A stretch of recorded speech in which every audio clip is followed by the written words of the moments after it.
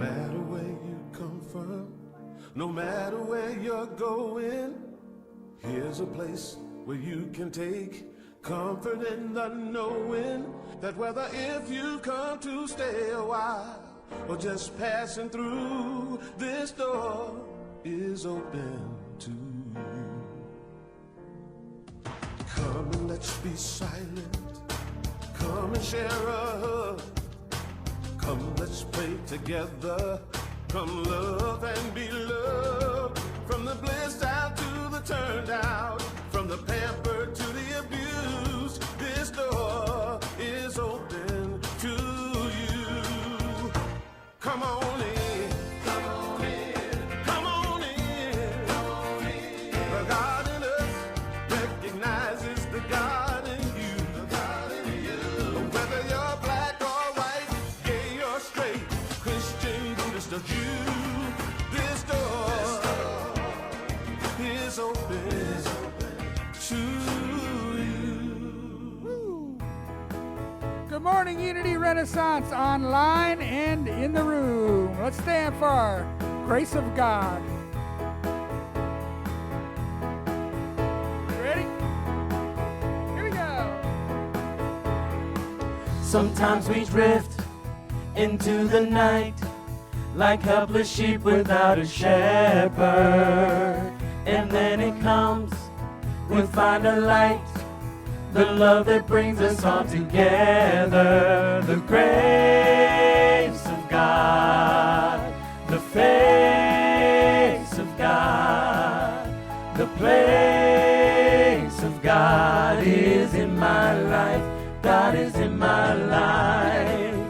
The grace of God, the face of God, the place of God is in my life.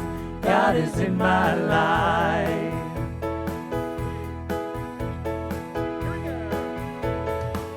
We wander off, we disbelieve the love of God that lives in you and me. Harassed and torn by earthly greed, we seek the spirit that will set us free. The grace of God, the face of God, the grace of God is in my life. God is in my life. The grace of God, the face of God, the place of God is in my life. God is in my life.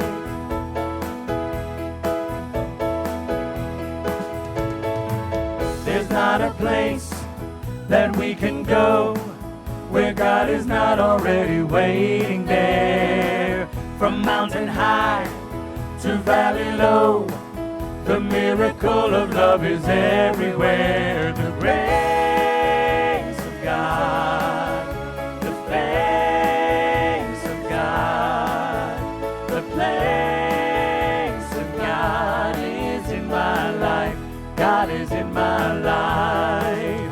The grace of God, the face of God, the place of God is in my life. God is in my life. God is in my life. God is in my life.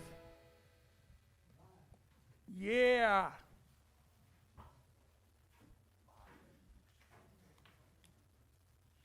Good morning, Unity Renaissance. Woo. Welcome, welcome, welcome. And to all of our friends, welcome at home in your PJs, just waiting to enjoy this awesome service. Welcome. We are indeed blessed to have you with us today.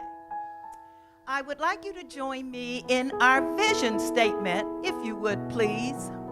And our vision here at Unity Renaissance is a spiritually awakened world, living in peace, love, and joy. How good does that feel? And our mission statement here at Unity Renaissance is We transform lives that transform the world. And if you would please just take a moment and bow your head, close your eyes, get still wherever you are, and just relax. Take a deep breath in and release.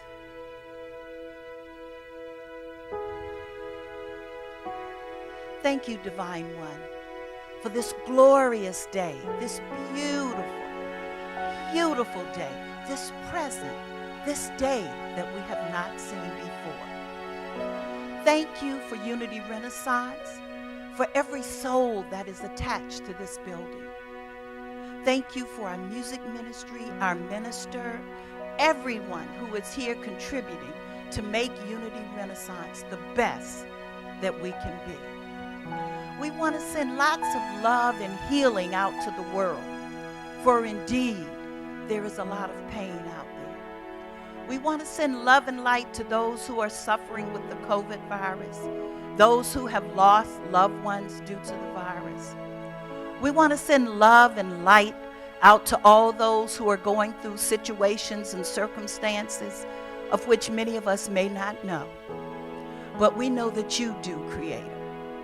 So we ask that you please help them to live, to be, to know, to trust, to have faith that everything is going to work out for our greatest and highest good. We give thanks for this opportunity today to hear a wonderful guest speaker in Reverend Paula's absence. She is on a much needed rest, and we are so grateful that things are still going on as usual. So we invite you to just sit back, relax, and enjoy this wonderful service that we have planned for you. And we always offer up prayers of affirmation with a grateful heart, and so it is. And as I said, you're in for a treat today. We have a very special guest speaker. His name is Christopher Naughton. He has been a member of Unity Renaissance for over 20 years. He is a former New Jersey trial lawyer and has hosted and produced the American Law Journal, which is an Emmy award-winning program on law for almost 30 years.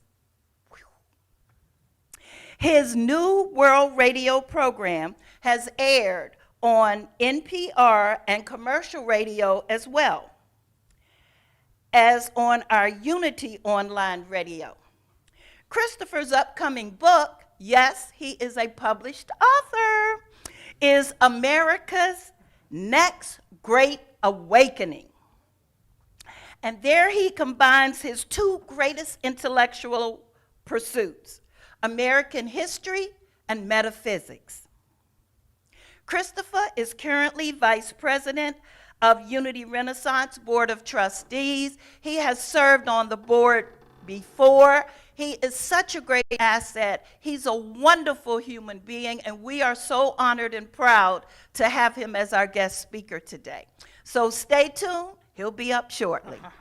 Yeah. Thank you, Margaret, for that. So can y'all say something wonderful is happening to me right here, right now? Speaking of great affirmations, something wonderful is happening to me right here, right now.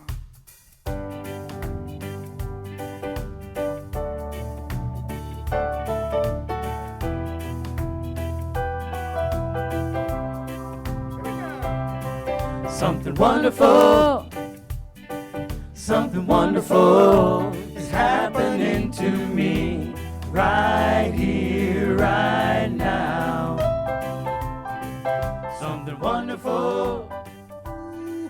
Something wonderful is happening to me right here, right now.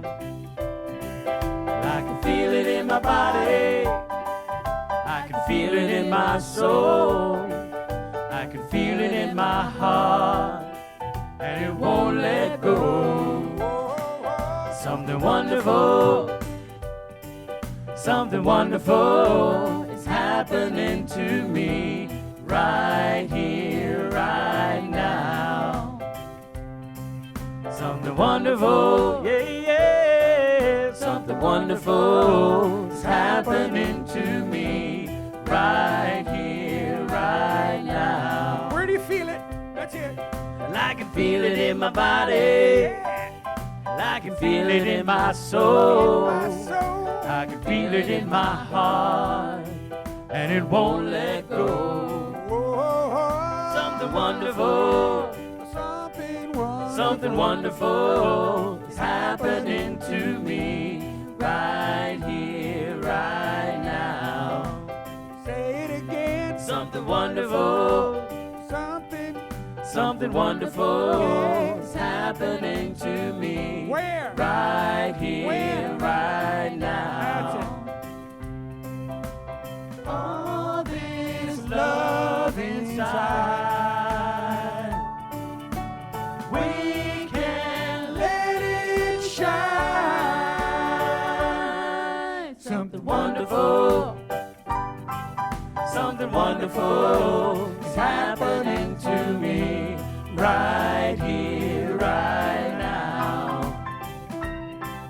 Something wonderful, yeah, something wonderful is happening to me right here, right now. Say it again.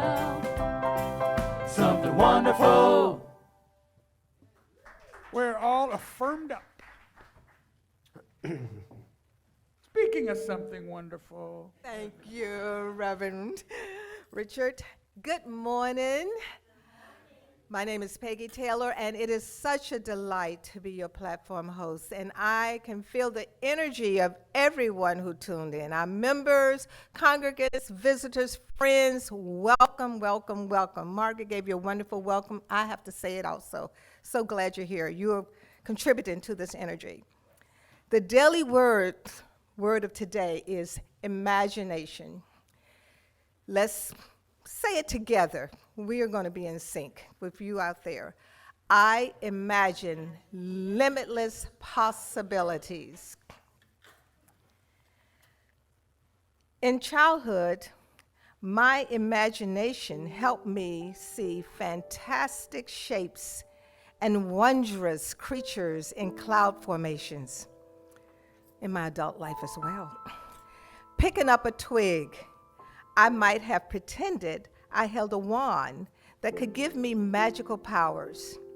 An ordinary packing box could become a vessel to sail on or under the seas, an aircraft to fly higher than the mountains, or even a spaceship I could fly to explore the stars. Much more than whimsy, imagination is a potent spiritual tool. I use my imagination with intention to give shape to my dreams and goals. Although my childhood may be a memory, I am grateful that I use my imagination to create the life of my dreams as I envision possibilities beyond the reality I know and the world I see. Our scripture verse is from Luke chapter 10, verse 24. For I tell you that many prophets and kings desire to see what you see, but did not see it, and to hear what you hear, but did not hear it.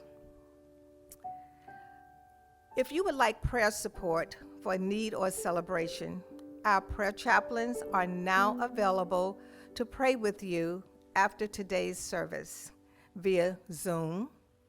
Go to www.zoom.us and type in our meeting ID, which is 898, and it's been presented to you, but it's 898-3416-0734. At that time, you'll be able to meet with a chaplain in a breakout room for personal prayer. You are also welcome to fill out a prayer request form on our website or call the church and leave a message, and we will get back to you. So now please join us for our Lord's song.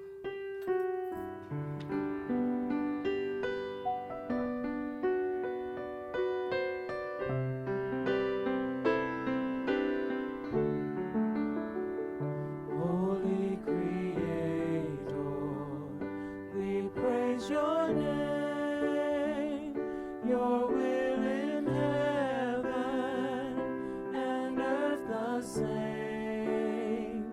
Supply our needs, Lord, from day to day. Let your forgiveness light our way. Lead us away from temptation's all. Deliver us, Lord, into your fold.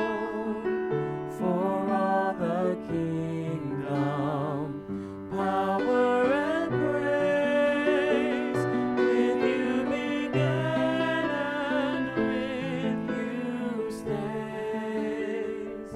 Holy Creator, Our Father, we praise who your art in heaven, name. hallowed be your name. Heaven and earth the same. Thy kingdom come, Supply thy will our be done, needs, Lord, on earth as it is in from heaven. day to day. Give us this day our daily bread, Let your and forgive us our debts as we forget our debtors.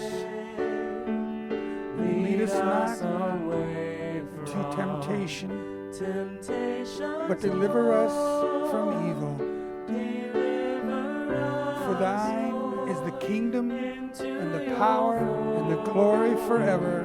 For all the kingdom, power and praise, with you began and with you stays. Amen.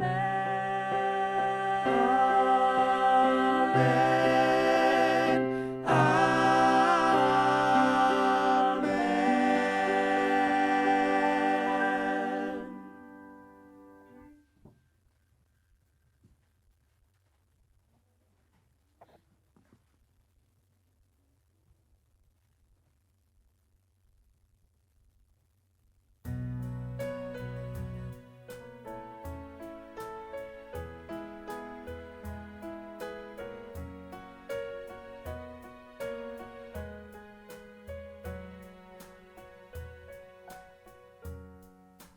We are the ones that we've been waiting for. We are the ones who will make a difference. We are the ones who will change the world. We are the ones. We are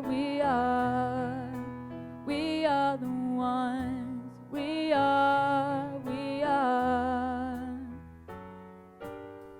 I've been feeling like I can't make a difference. I've been feeling like there ain't no use.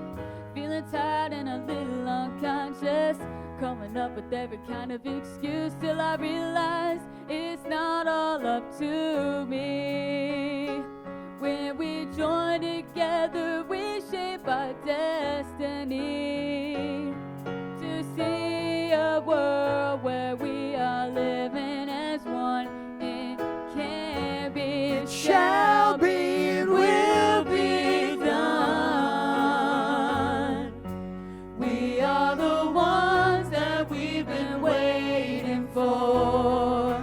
We are the ones who will make a difference. We are the ones who will change the world. We are the ones. We are the ones. We are. No one else gonna make the changes. No gonna drop from the sky. Nothing left to do but to wake up, 'cause it's really up to you and I to take it one step at a time. Stand together with your hand in mine, then we will see the world that we've been dreaming about. We need it now, the time is now, there is no doubt. We are the ones that we've been waiting for. We are the ones who will make a difference. We are the ones who will change the world. We are the ones, yes, we are, we are. We are the ones, oh, we are, we are. I am the one that I've been waiting for. I am the one who will make a difference. I am the one who will change the world. I am the one, oh, I am, I am. Yes, I am the one, yes, I am, I am. And we are the ones, oh, we are, we are. We are the ones, oh, we are, we are. And you are the one, oh, you are, you are. Yes, you are the one, yes, you are, you are. We are the ones. Yeah, good job, Lily. Good unmute.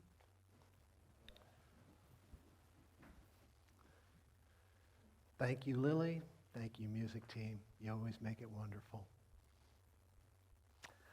Well, brothers and sisters, friends and family, I hold in my hand today the good book of the greatest sayings and teachings ever known to humankind. Is it the blueprint for the mystic's path?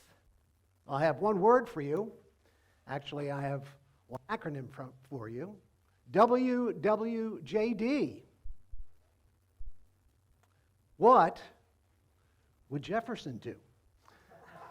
Now, just imagine for a moment you're the third president of the United States, and what you like to do before you retire each and every evening is you read something inspiring. Often it's spiritual in nature. Often it's the King James Version of the Bible. But something in the last few years has not been sitting right with you. So one night, you decide you're going to go up into your study, and you put on your spectacles, you light your candles, you open up your King James Version of the Bible, and in one hand you have a knife, and in the other hand a jar of glue. And what you begin to do is you cut away, and you cut away, and you cut away, because what you are doing is you're creating a sacred text all on your own, or all for yourself. You're basically going into the New Testament, the canonical Gospels, Matthew, Mark, Luke, and John.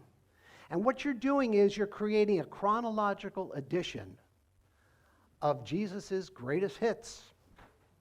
The parables, the most wise sayings, the greatest teachings are being placed together in this Bible. Now, as you cut away, you're taking things out of the Bible. So, for example, Thomas Jefferson ditched the entire Old Testament. He also got rid of the virgin birth, many of the miracles as well.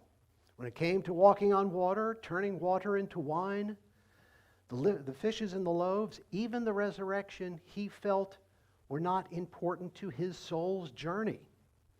He even got rid of things such as original sin and predestination, meaning it's already been determined whether you're going to hell or heaven or not. He even gets rid of the revelation entirely, just cuts it right out of the Bible.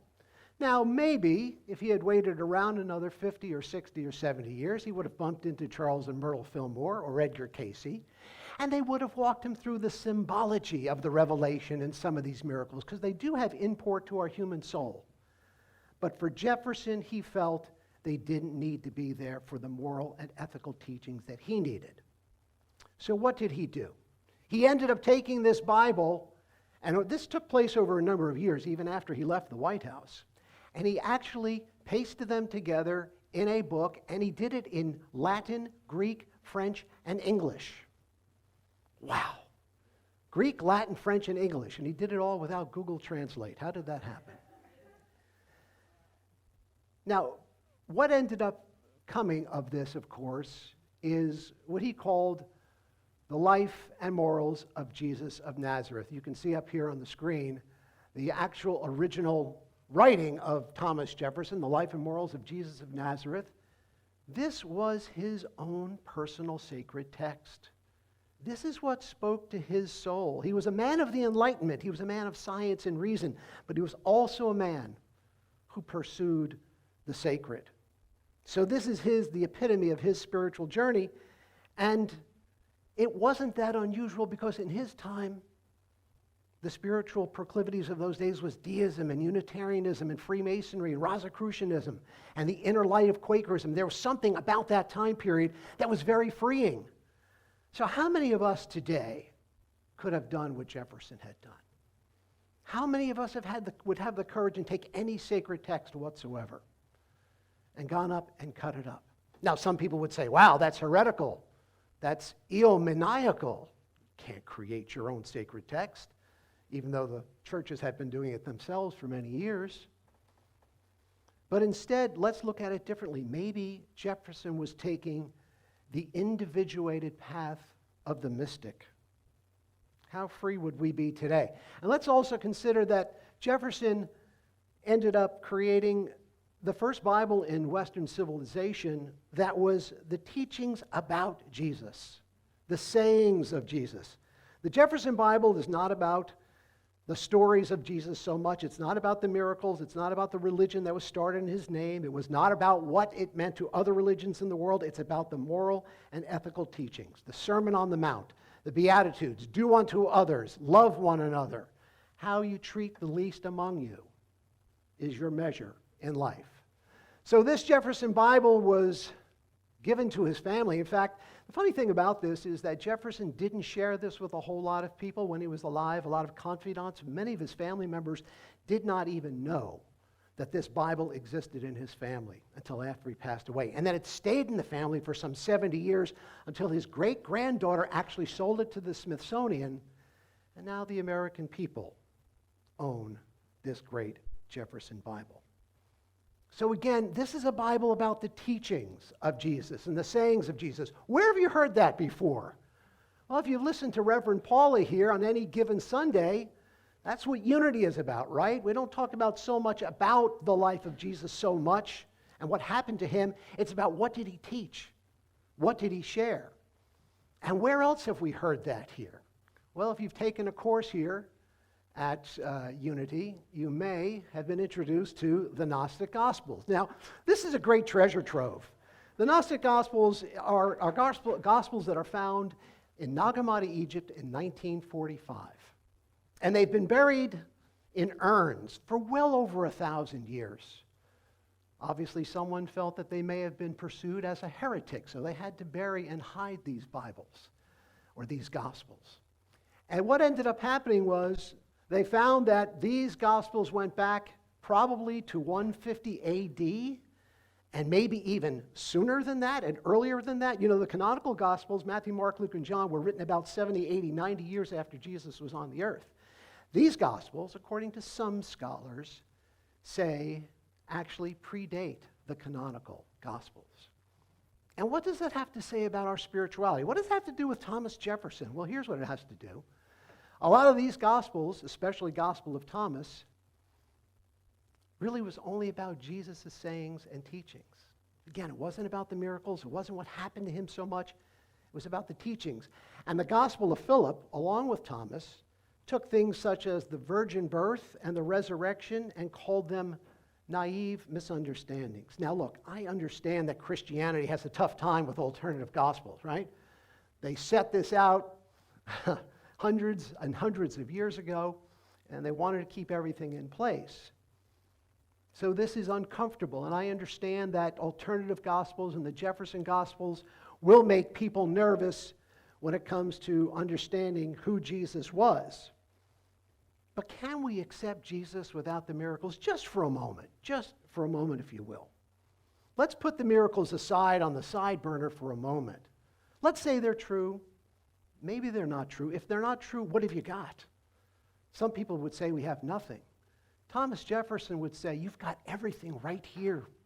Even if you don't have these miracles, even if you don't have the Savior myth, even if those things are not true, the greatest way to live your life is to live according to the teachings of this man that we call Jesus. The wisdom is all here. You know, recently there have been studies released by Gallup. You know that Gallup and the Pew Foundations love to take the pulse of American spirituality and religion. And two really stunning stories are actually research data. One says that now in America, less than half of our population belong to churches or synagogues or mosques. They're no longer members of houses of worship. This other study is even more dramatic. Less than half the country says that religion is very important. Something like 43% of the people think that religion is very important. And we're talking about just maybe 3 or 4 decades ago, over 70%. Now, look, a lot of people freak out when they hear this, right? They think that, oh my goodness, this is massive changes going on here in religion. But there's an Episcopal priest. His name is Adam Bucko. And recently he wrote for the Center for Action and Contemplation. That's Richard Rohr's outfit in New Mexico. He's a Christian mystic, a priest. Check it out, cac.org. It's wonderful. Anyway, Adam Bucko wrote recently, and regarding this Gallup poll, he said, many of our churches, synagogues, and mosques, many of our churches, synagogues, and mosques are freaking out when they hear this, meaning the Gallup polls, thinking that young people are no longer interested in the sacred. But to me, it is clear that young people are not necessarily rejecting God. They simply feel that many religious organizations are spiritually bankrupt, that they've lost touch with reality and are too concerned with money, power, self-preservation, maintaining the status quo, and having the right beliefs. And another thing that Bucko reminds us of is that big religion is really not listening to us. Big religion is not addressing the big questions. And maybe they're ignoring things such as the Jefferson Bible and the Gnostic Gospels. But here's how Bucko finally wraps this up together. He says, they simply feel that many religious organizations, or we've already done this one, I'm sorry, I need to move on. It is for this reason and many others that I don't think of the rise of the spiritual but not religious among our youth as a sign of spiritual decline, but rather a new kind of spiritual awakening. Now take that in for a minute. Because you know what the fastest growing religious group in America is today? It's the nuns. N-O-N-E-S, the nuns. Nothing in particular. That's what it is. And here's the other part about that. The largest portion of the nuns are the spiritual but not religious. Only a very small portion of the nuns are atheists or agnostics. So what does that remind you of? Well, in some ways it reminds me of this guy. Because Jefferson and his colleagues at the time were rational. They were reasonable. They were scientists, but they pursued the sacred outside of religion. And look, here at Unity, we call ourselves a church. It's a 501c3, but it's always been a spiritual center to me. It's never really been about commandments, thou shalt and thou shalt nots. And Jefferson and his colleagues were men and women who were spiritual seekers who could not be pigeonholed. You couldn't put them in a religious box. So, was Jefferson an atheist? Heck no. Sure, he was called that when he ran for president. He was castigated because he criticized Christianity, called and talked about the corruptions of Christianity. Was he a Christian? Probably not by those standards in those days, and by today's standards, no way. If you cut up the Bible and question the divinity of Jesus, you're probably not a member of the club. What about a deist? Well, he had some deistic leanings, but he never thought dryly, logically, like many deists did, that God was a clockmaker, turned on the clock or wound up the clock, and then he went home. Was he a Freemason? No historical evidence that he ever joined the club. He hung out with them. He had a lot of friends who were Freemasons. What about Unitarian? No, but this comes the closest. And we know that Unitarianism sometimes is joined at the hip with unity. In fact, Unitarianism is what helped build New Thought in the 19th century. So they're close cousins. Here's what Jefferson wrote to Unitarian ministers about 8 years before he passed away. I trust there is not a young man now living who will not die a Unitarian. I confidently expect that the present generation will see Unitarianism become the general religion of the United States. Well, I don't know about you, but I'm still waiting on that one. You know? But here's the thing. Maybe that's part of what the Gallup poll is about, because Unitarianism in those days, and then especially 100 years later with the Transcendentalists, it became an even more free-thinking spirituality, not bound by organized religion, not bound by convention or commandments. And William James later coined the phrase New Thought, and he said that New Thought would become the greatest religious expression in America. Again, I'm still waiting on that one. But again, maybe that's what this Gallup poll is all about. Now, a word or two about Mr. Jefferson and his legacy, and I need to bring this up. I think anytime we talk about our founding fathers, we realize that they were men. They had clay feet. They had pockets in their souls as well, holes in their soul.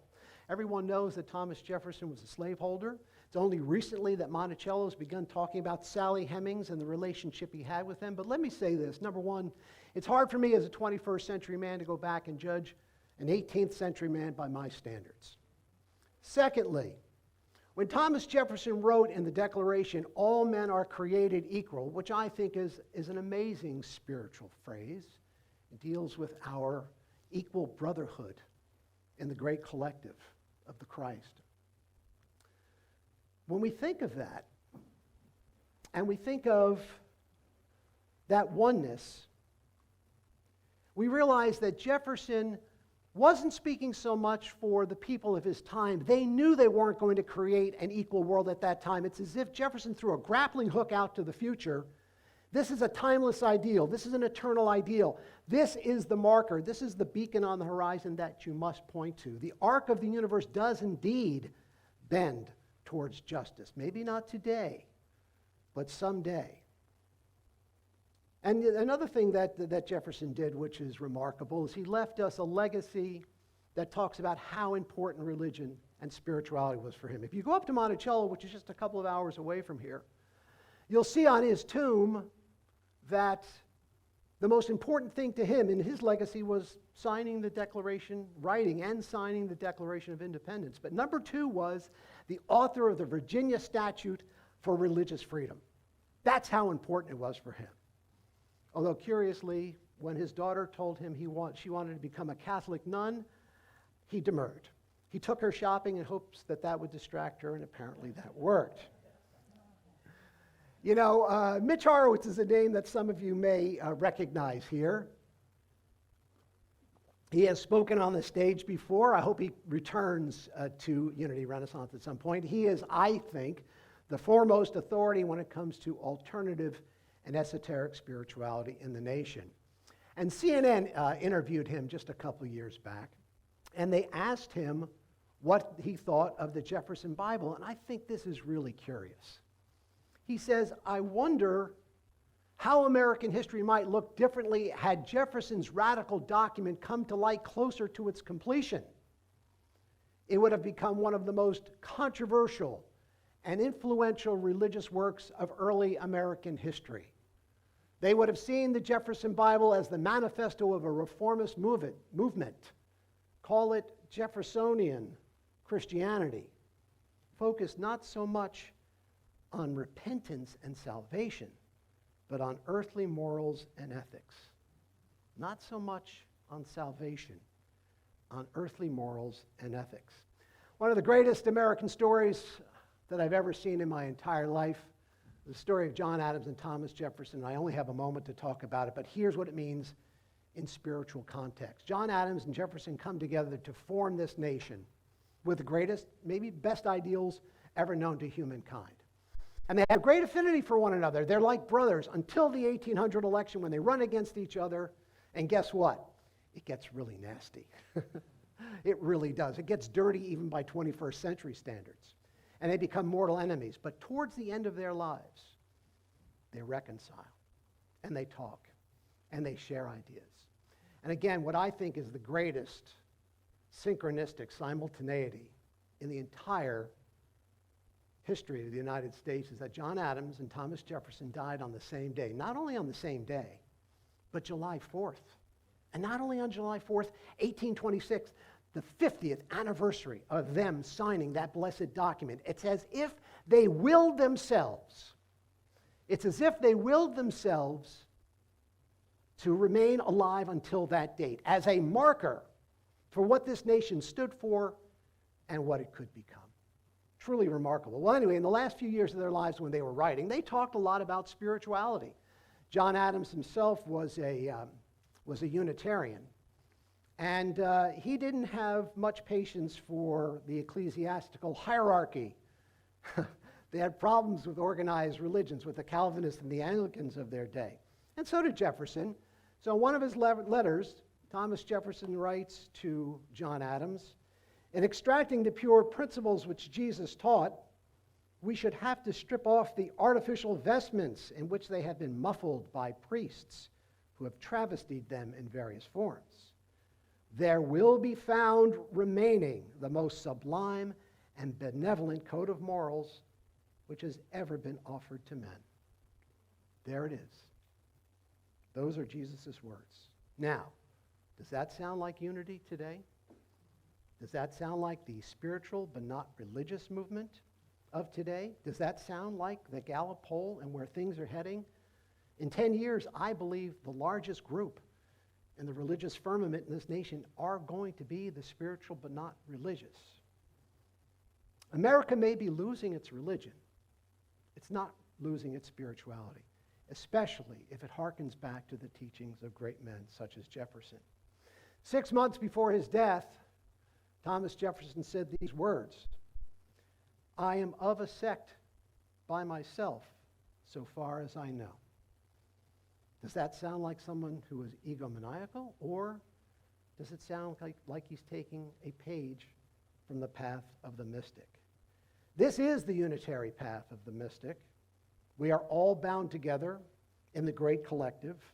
We all have a common destiny, if you will, but the unlocking of our own sacred mystery is our true calling. Each of us has a hero's journey, as Joseph Campbell would say.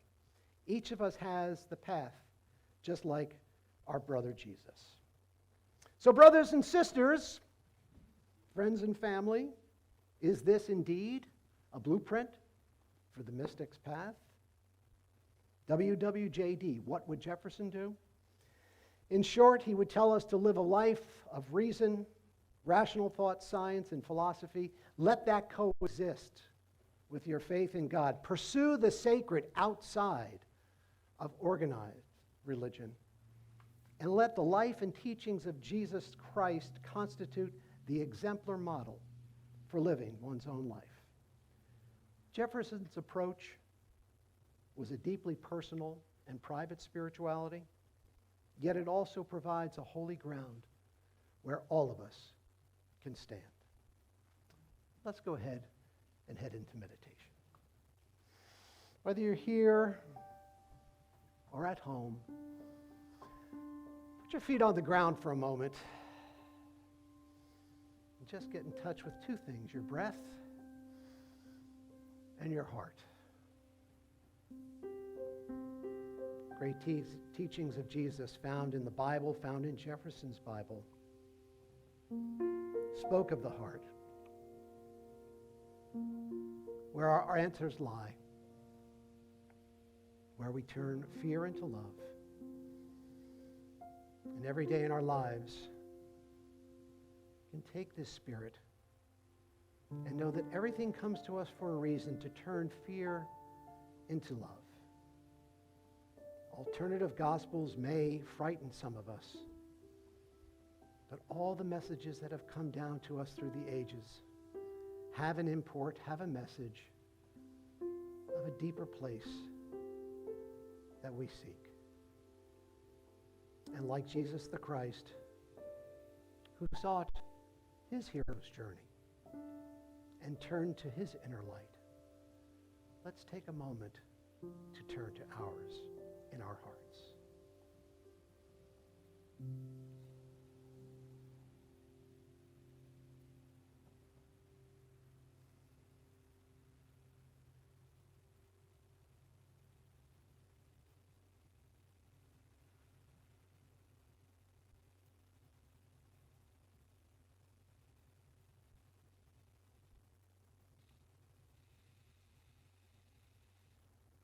Be still and know that I am God. This is the promise of the mystic's path. To have the mind of Christ, as it says in Philippians. Let that imbue our consciousness. And for this, and for so much more, we are indeed eternally grateful.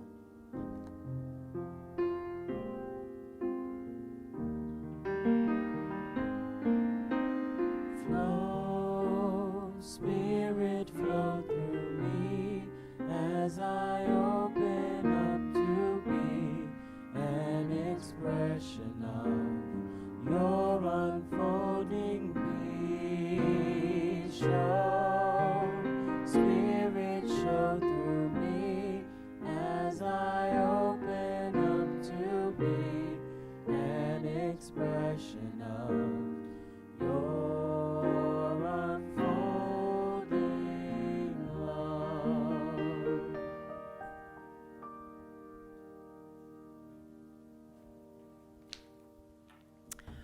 Wow. Before I go any further, was that a dynamic, inspiring speech? Let's give Christopher a hand again. That was so awesome. Plus, he's added a new book to my list of books to read, because never heard, never knew. So that's one thing I love about Unity. We have so many different paths, so many different teachers, so many different messages. And you never know when you're going to get something, make the light bulb go off and say, oh, well, maybe I need to look at this a little different. So thank you, Christopher. That was phenomenal. Amen. Absolutely. And now we come to a part of our service where we invite all of you to join in with us. First, I'd like to say thank you in advance for everything you've already given and for what you will give today, because we know that it comes from the heart, and you all give so generously and have really blessed us, even during this pandemic, to just give, and we so appreciate that. So today, we would like to ask you to continue to give. Of course, you know you can donate by using your smartphone, and you can text GIVE to 540-418-1228. Text now. That's one of the easier ways to give. Or you can use the Tithely app. You can go there and you can make a donation. They have various choices. If you still need to make a donation to the capital campaign, you can do that. If you want to do your regular tithe, you can do that. Or you can do the old-fashioned way and just mail a check to the church. Either way, we appreciate it. We are so grateful, and thank you for your continued support. And if you will take your phone, if you donate it, or if you have a check, or if you have Tithely, if you're going to give there, if you want to just hold that in your hand, or just hold the thought of what you're giving in your heart, and just listen to these beautiful words. Divine love, through me, blesses and multiplies all that I have, all that I give, and all that I receive. Thank you, God. Give and is given. giving back to you. Giving is giving back to you. Press down, shaking together, running over. Back in good measure, it's giving back to you.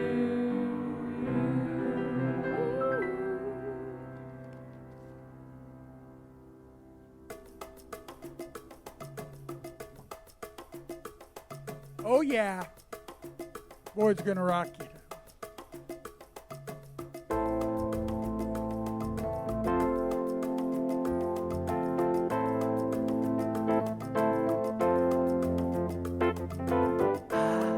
I'm standing on the shoulders, those who've gone before me. On the shoulders, and I am following the footsteps, those who led the way.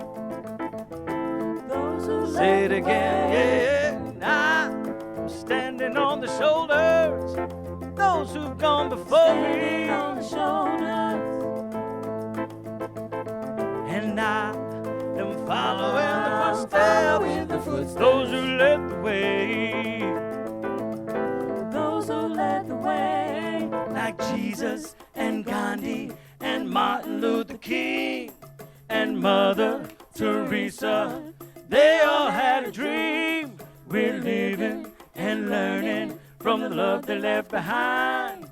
Their candle is still burning now. We can help it shine. I am standing on the shoulders, those who've gone before me. On the shoulders, yeah, and I am following the footsteps, those who led the way. Those who led the way. Every time I stumble, and every time I fall, I think of all their sacrifice and my problems seem so small. The road has been well paved with the dues that they all paid. I hear their voices calling me to reach a higher place. And I am standing on the shoulders of those who've gone before me. On the shoulders of those who've gone before me. Yeah, and I am following the footsteps, those who led the way. Those who led the way. You have made us strong, and we will carry on. Yeah, yeah, yeah, yeah. I am standing on the shoulders, those who've gone before me. On the shoulders of those who've gone before me. And I am following the footsteps, those who led the way. Yeah. Those who led the way. You have made us strong,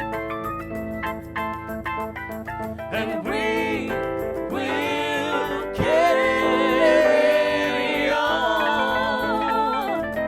Yeah, yeah, yeah. Oh, yeah. I am standing on the shoulders of those who've gone before me. On the shoulders of those who've gone before me. Yeah, and I am following the footsteps, those who led the way.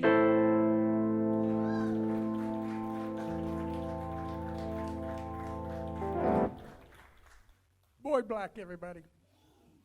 That's what I'm talking about. Time for announcements. It's on? Okay. Want you to know that Dr. Janine Lex has canceled her upcoming brain optimization workshop. It was scheduled for April 17th. We will reschedule the event as soon as Dr. Lex is able. And next is Spotlight 2. Yay. Here's Lisa. Lisa Carter.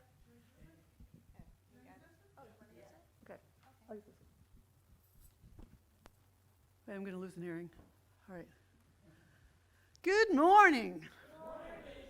So yeah, you know. I'm Lisa Carter. I'm the Director of Youth and Family Services. Things are starting to happen around here for your teens, your elementary kids, and all the way up, and our middle schoolers. So let me tell you about a couple today. First off, we are starting a Saturday series for our uniteens, as are our middle schoolers, 6th, 7th, and 8th graders. Instead of Sunday lessons right now, we're going to gather everyone outside in the back lot there, and we're going to have some time each Saturday for us to have sharing, activities, working together, all sorts of things. The first one happens this Saturday. It's going to be a pizza party. How can you say no? The greatest news about this is a uniteen pizza party, and all of our rising 5th graders are also invited. And you know who you are out there. So if you are going to be in middle school, that's the 6th, 7th, or 8th grade this summer, when if you're breaking into it for next September, we want you here this Saturday. And that's not all. You can bring a friend. If you have a friend who is either a rising 5th grader or a uniteen, a 6th, 7th, or 8th grader, you may bring them with you. We just have to get a permission slip for you and for them. We'll send out permission slips this Wednesday on the email addresses that I've got. If you haven't seen an email from me, contact me. Can't see it. The pizza party this Saturday is held from noon to 1:30. We'll be outside, masks required. We'll be safely distanced. If you want to bring your own beach chair, go ahead. If not, we'll grab some chairs and bring them out for you. We'll be out there the whole time. To RSVP, we want to know how big a crowd we'll have. So to RSVP, either reply to one of the emails you've been getting from me about this pizza party, email me at yedirector@unityren.org, or text me at 757-639-3086. I'll tell you we would like that by Wednesday, but you know, if you want to come on Saturday, as long as you have a permission slip, come on in. It helps us to have reservations. That's for our uniteens and our 5th graders. Now, on to high school. Our YOUers, our rally for spring rally. Our high school Youth of Unity at the Eastern region, the whole Eastern region, will be holding a spring graduation rally. This on Friday, April 23rd, and Saturday, April 24th. It's from 7 to 9 o'clock in the evening, both nights. It's not all day, so the rally goes Friday night and Saturday night, 7 to 9. Our Unity YOUers will be participating as a group with the Eastern Shore here in the sanctuary as they zoom in with the bigger group. You know how it feels to be here together and do these things. If you have a teenager in your house who is interested in doing this, please let Ed know. Contact Ed Rosequist at 757-621-9554. Now's the time to get everybody out of the house. Now's the time to get everyone moving toward this building and back into Unity so we can get connected all together. Thank you. Thank you, Lisa. How old do you have to be to come for pizza? To come for pizza, you're right. Richard, you can come if you want. I just That's all I was realized asking. you can come if All you I want. wanted to know. Okay.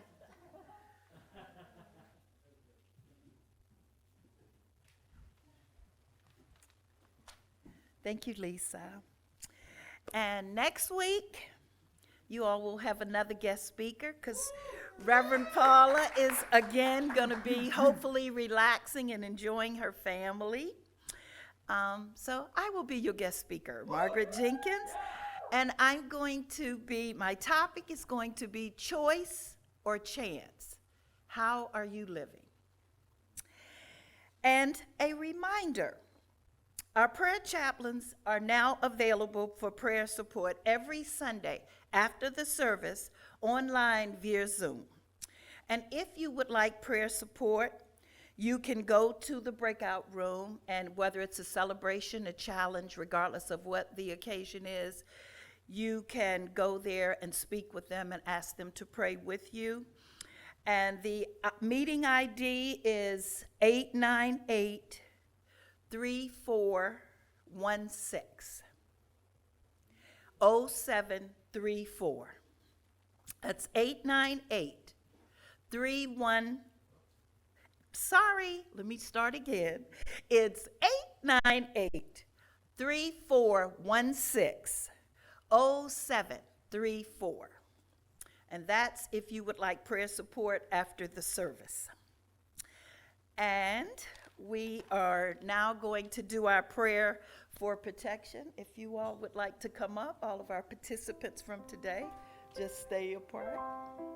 And before we close our service today, I have to wish our very own beloved Andy Michael happy birthday from Unity Renaissance. We love you, we adore you, we miss you. We hope you're having fun down in the sunny place where you are. And also our bookstore, one of our bookstore owners just had a birthday Friday, Janet Adams. We want to shout her out too. Happy birthday. We just love everybody that continues to give to. My birthday is on Friday. Oh, and hey, you guys, our famous, our adorable, our talented Nick. His birthday's on Friday, so happy birthday, Nick. We love and appreciate you too. Anybody else? Okay, with that being said, let's say our prayer for protection. The light of God surrounds us. The love of God enfolds us. The power of God protects us. And the presence of God watches over us. Wherever we are, God is, and all is well. See you next Sunday. Hi, Reverend Paula.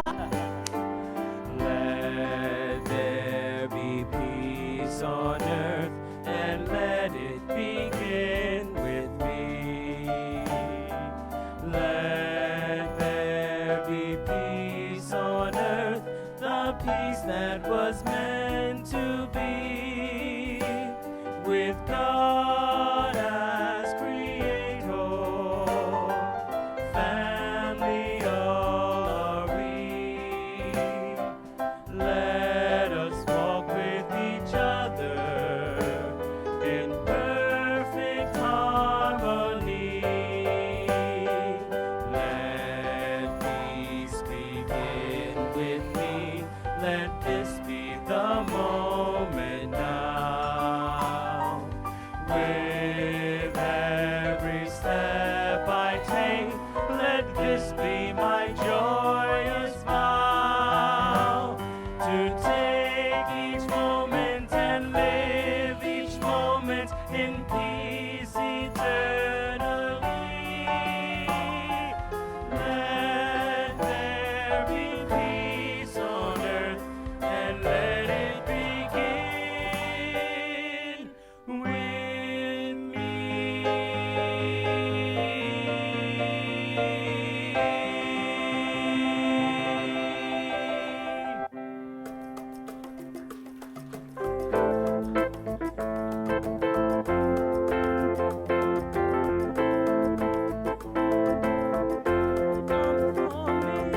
I am standing on the shoulders of those who've gone before me. On the shoulders of those who've gone before me. Yeah, and I am following the footsteps of those who led the way. Those who led the way. Yeah, and I am standing on the shoulders of those who've gone before me. On the shoulders of those who've gone before me. Yeah, and I am following the footsteps of those who